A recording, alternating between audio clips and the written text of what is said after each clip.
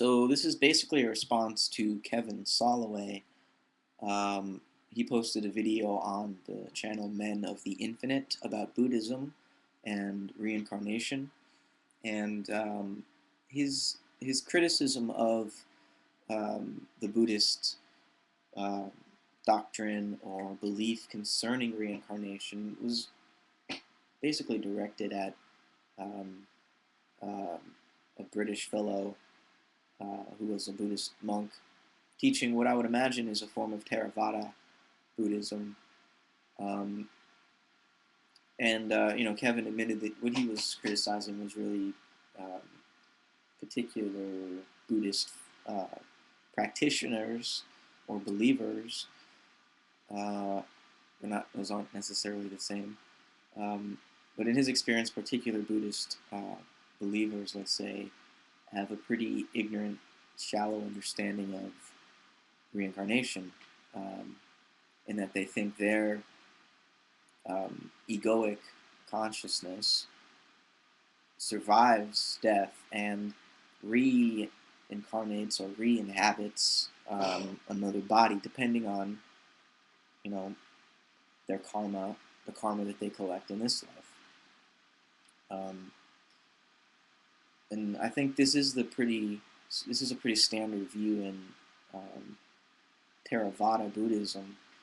In Mahayana Buddhism, reincarnation is taken in a more metaphorical sense, or you could say a more mystical sense, in that it's interpreted to mean the continual moment-to-moment reincarnation or rebirth of the fictional self, the fictional ego that we imagine to be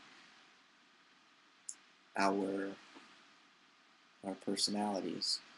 The Kevin consciousness or the Matt consciousness, that is continually reborn from the Mahayanist's perspective, and it's reborn based on its attachments or its habits, and so meditation is supposed to be a way of altering these habits such that you're never going to stop the rebirth of this I thought, but with training you can begin to corral it, begin to work with it in a more effective way, in a way closer to the Tao, a way closer to the natural rhythms. The idea being that somehow the human being, having discovered the intellect and its various powers, has become transfixed by it, by thought, by the need to figure things out.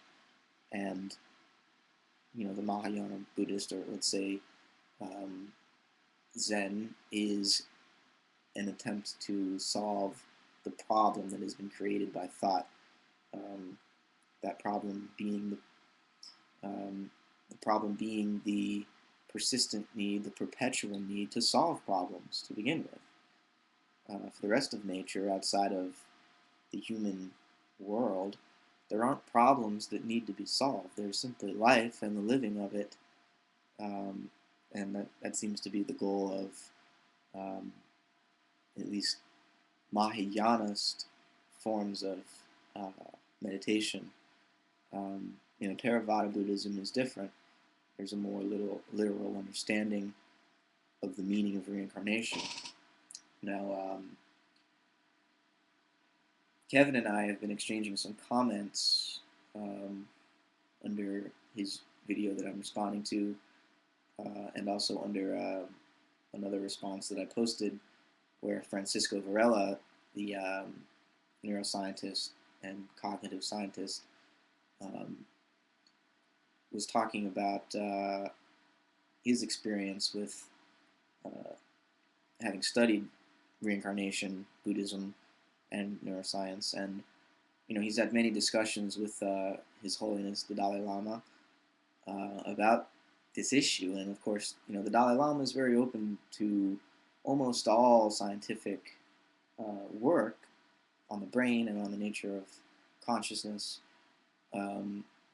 he accepts evolution and whatnot. But the one area of, you know, conflict, you could say, is that whereas science has nothing to say or no evidence to suggest the existence of any sort of awareness after death, the Dalai Lama believes, or has some experiential reason to believe, that um, there is a form of awareness that is reborn, that survives death, that can exist, therefore, without the brain. Now, Varela talks about this as a form of subtle consciousness, and I think consciousness is a bad word to use because for us in the West, and typically when consciousness is talked about philosophy, it's talked about in terms of there being some sort of intentional structure going on here. Intentionality, not in the sense of doing something on purpose, but intentionality in the sense of consciousness being always directed at an object, about an object, of an object. So if there is a form of awareness that survives the brain, it's obviously not going to be dualistic in the sense, and so it's not going to be conscious of any objects. I think awareness needs to be incarnated in a body to be conscious of anything. But from my point of view and my understanding, I would agree with the Dalai Lama that there is some form of awareness, though it is not conscious in the sense of being about anything. Nonetheless, there's some form of awareness that survives the death of this body and the dissolution of the brain. It is not my consciousness. It is not Matthew's consciousness. It's not Kevin's consciousness. It's not anyone's consciousness. It's that which allows consciousness to exist at all.